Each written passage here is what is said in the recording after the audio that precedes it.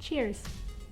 What's going on, everyone? Welcome to another video. In today's video, I'm gonna share with you something that my dad made us kids do as preteens that we thought was quite annoying and not very cool when we were younger, and there is a list and I may go through them in a bunch of videos. Now, looking back at it, wow, do I see the benefits, am I appreciative, and I may do it with my kids.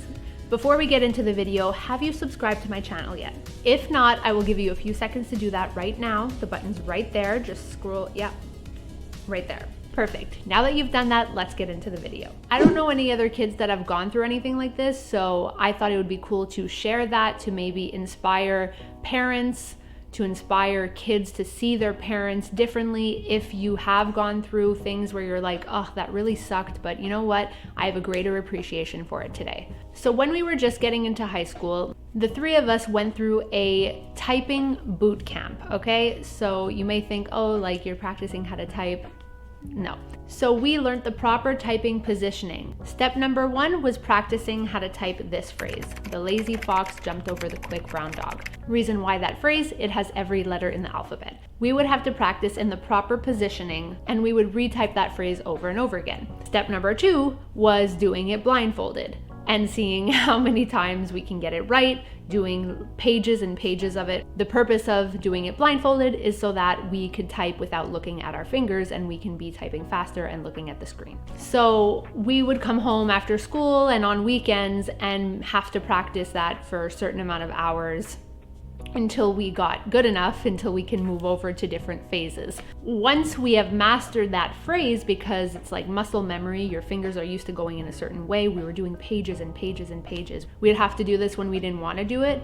We'd have to do this when our friends were getting together. We would have to do this maybe before we went out to see our friends so that it was out of the way. It was almost considered like a chore that it was just in our schedule. Step number 3 was seeing how many words can we type a minute. So we would take a book and we would transcribe it and see how many words we can type in a minute. Phase 4, step number 4 was next level. And he had us take this book, The 4 Agreements by Don Miguel Ruiz. It's kind of like your code of conduct to live life by, okay? Okay, sorry about that. Basically finished the whole video and realized my camera stopped recording halfway through. Okay, so the 4 agreements are: be impeccable with your word, don't take anything personally, don't make assumptions, and always do your best. So we'd be typing up this book, we'd be taking turns, we'd be seeing, oh, how many words do you have per minute? It got to the point where we were kind of enjoying doing it because we got good at it. Obviously, phase 1 and 2 was the worst phases for us, and we were just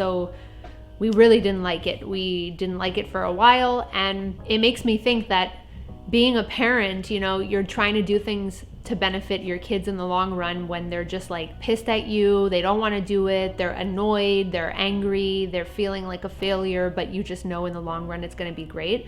And it is great. Like, I type so fast, and so do my siblings, and you know, I'm sure so many people do today. Obviously, you know, 14 years later, we're all pretty good typers, but back then, 14 years ago, when we're typing up book reports all the time, people were asking me to type up their book reports. So it definitely benefited us. And what also benefited us, what I think is so genius, is he had us type up books with amazing content in it to have us just unconsciously absorb, or consciously.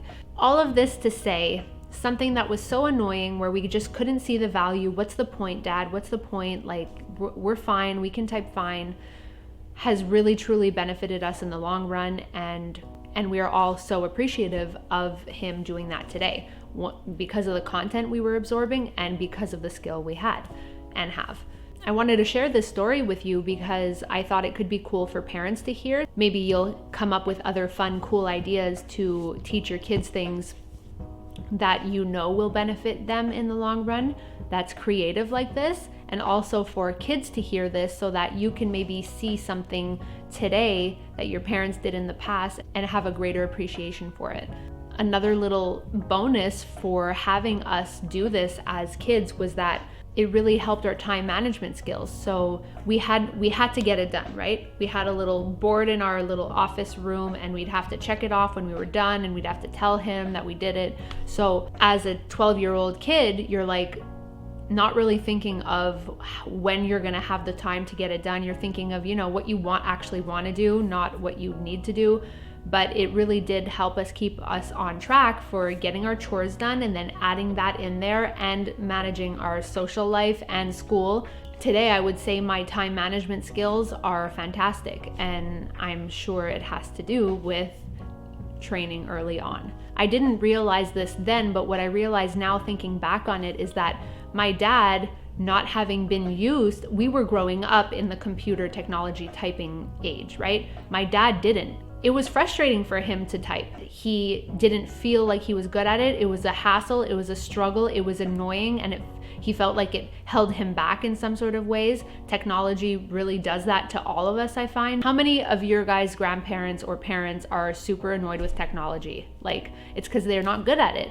We're good at it because we grew up in it. So him being annoyed with typing, he was like, I don't want them to feel this. I want them to be so good at it that they're ahead of the game. And I remember going to computer class. We actually had computer class in high school. It's like an hour once a week or something.